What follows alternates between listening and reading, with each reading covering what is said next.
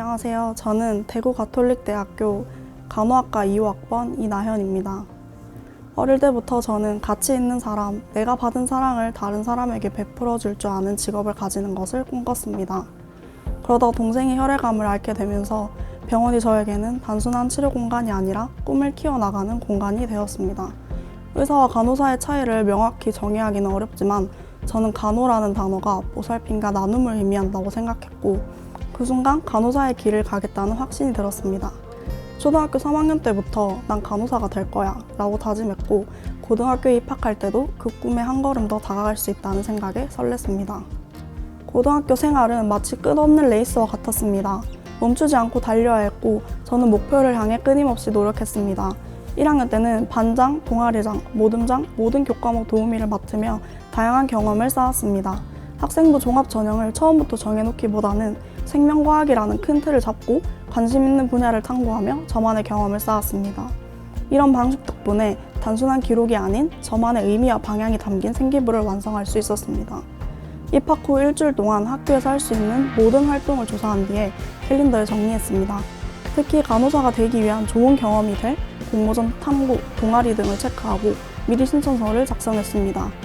장기적인 계획보다는 상황에 따라 유동적으로 조정할 수 있는 단기적인 계획을 세웠고 결과적으로 각 학년에서 최선을 다한 경험이 쌓이며 나만의 프로젝트가 완성되었습니다. 다양한 사람들과 교류할 수 있는 활동을 학업과 체력에 무리가 가지 않는 선에서 최대한 많이 하기를 추천합니다.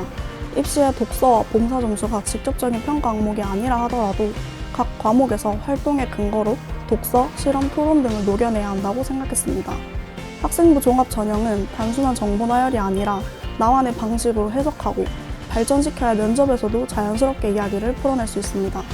처음에는 모든 과목에서 간호사와 연관된 내용을 기록해야 한다는 강박이 있었습니다. 그러나 억지로 연결하려다 보니 스트레스가 심했고 글을 쓰기 전에도 부담감이 컸습니다. 이후에는 그냥 간호사가 되기 위해서 교과 과목을 성실하게 이수했다는 점을 보여주면 되는 것 아닌가? 라는 생각을 하게 되었고 간호와 관련 없는 과목에서는 그 과목 자체에 집중하면서 성실성과 열정을 어필하는 방향으로 바꾸었습니다. 결과적으로 스트레스가 줄었고 학생부의 전체적인 흐름도 자연스러워졌습니다. 탐구 활동을 할 때 가장 큰 고민은 주제 선정이었습니다. 생명과학 분야는 고등학생이 할 수 있는 실험이나 토론 주제가 한정적인 경우가 많습니다. 그러나 교과 과정의 심화 내용을 넘어서 실생활과 연결되는 탐구를 진행하면 더욱 의미 있는 결과를 만들 수 있습니다. 논문과 도서 자료를 활용할 때는 무작정 읽기보다는 전략적으로 접근하는 것이 중요합니다. 논문의 경우 차례와 실험 전체 문제 상황을 분석한 후에 내가 하려는 실험과 유사한지 비교했습니다. 그리고 이 상황에서 왜 이런 방법을 사용했을까? 다른 방법은 없을까?와 같은 질문을 던지며 분석했습니다.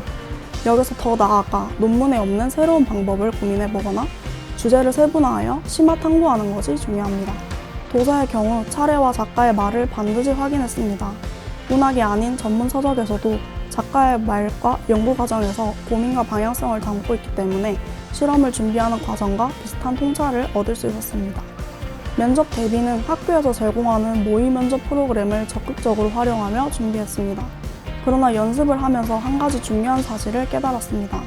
저는 제 활동에 대한 전문적인 내용을 자신 있게 설명할 수 있었지만 정작 나에 대한 소개는 한 번도 구체적으로 정리해 본 적이 없었습니다. 자기소개와 지원 동기는 어디에서든 기본적으로 묻는 질문인데도 불구하고 막상 나를 소개하려니 긴장되고 뭔가 꾸며야 할 것 같은 부담감이 들었습니다. 자기소개를 준비할 때 키워드를 활용하는 것이 좋다는 조언을 듣고 레이더라는 키워드를 만들었습니다. 환자의 건강을 빠르게 체크하고 작은 변화도 놓치지 않는 간호사가 되겠다는 의미를 담아 준비했습니다. 그러나 외운 내용을 말하려다 보니 면접장에서 긴장했고 결국 자기소개를 한 줄로 끝내버리는 실수를 했습니다. 그 순간 심장이 너무 두근거렸지만 정신을 차리고 지원 동기 질문을 받자마자 솔직하게 제 어린 시절 병원에서 생활했던 경험과 간호사의 자질을 배웠던 이야기를 했습니다. 준비했던 내용이 아니라 하더라도 제가 직접 경험하고 느낀 점을 이야기하니 술술 말할 수 있었고 그때부터 자신감을 얻었습니다. 이후 예상하지 못한 질문도 많았지만 생활기록부를 온전히 제가 채운 덕분에 자연스럽게 대답할 수 있었습니다. 결국 진솔한 답변이 면접에서 가장 중요한 요소였다는 것을 깨달았고 그 결과 최초 합격이라는 좋은 결과를 얻을 수 있었습니다. 3년간의 기록을 모두 기억하는 것은 본인이 직접 활동했다 하더라도 쉽지 않습니다. 그래서 저는 생기부를 처음 정리할 때 마인드맵을 활용하는 것을 추천드립니다. 특히 1, 2, 3학년 동안 공통된 주제로 이어지는 실험이 있다면 이를 장기 프로젝트로 엮는 것이 좋습니다. 저의 경우 1학년 때는 실생활에서 마시는 음료수와 생수에 포함된 미세 플라스틱을 조사하는 실험을 했고 2학년 때는 천연 플라스틱을 제작하고 새로운 천연 플라스틱을 개발해보는 실험을 진행하였습니다. 실험 결과는 결국 실패했지만 생명과학과 화학 선생님께 피드백을 받고 관련 논문을 찾아보며 보완한 후 추가 보고서를 제출했습니다.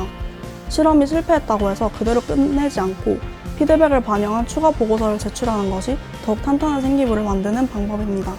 마지막으로 3학년 때는 미세 플라스틱을 제거할 수 있는 방법을 탐구하면서 연구를 마무리했습니다. 이처럼 서로 다른 과목이나 동아리에서 진행한 활동도 마인드맵을 활용하면 하나의 장기 프로젝트로 정리할 수 있습니다. 이는 면접에서 기억이 남는 실험이나 활동이 있냐는 질문에 대한 강력한 무기가 될 수 있습니다. 실제로 면접에서 해당 질문을 받았을 때 저는 제 장기 프로젝트를 설명하며 논리적으로 대답할 수 있었습니다. 독서 관련 질문을 받을 경우 단순히 줄거리나 인상 깊었던 내용을 이야기하는 것이 아니라 책에서 하나의 키워드를 정리하고 이에 대한 자신의 의견을 2줄 정도 정리해보는 연습이 필요합니다. 예를 들어 저는 마이클 샌델의 정의란 무엇인가를 소개하면서 정의는 개인의 신념뿐만 아니라 공동체 속에서 실천할 수 있어야 한다는 키워드를 설정했습니다.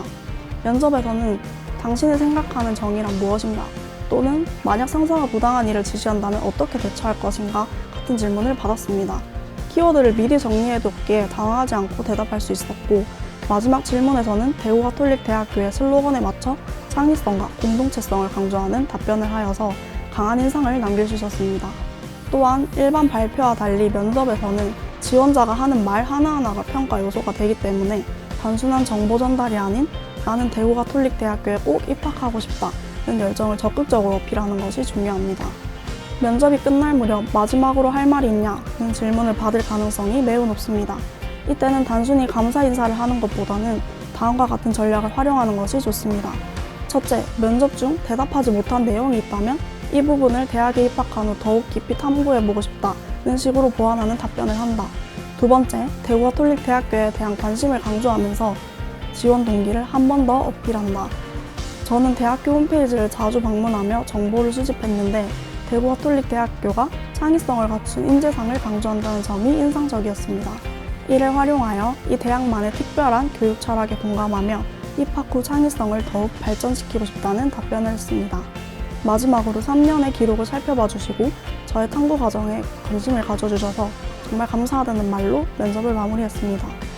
면접이 시작될 때 저는 첫 번째 타임에서 앞번호였기 때문에 교수님들이 어떤 방식으로 진행을 하는지 가늠할 수가 없는 상황이었습니다. 그래서 어떻게 하면 교수님이 나에게 관심을 가질까 고민하면서 면접에 임했습니다. 교수님들은 단순히 생명과학 지식이나 화학식을 암기했는지를 확인하려고 질문하는 것이 아닙니다. 그렇기 때문에 어떤 질문을 받든 당황하지 않고 자신감 있게 답변하는 것이 중요합니다.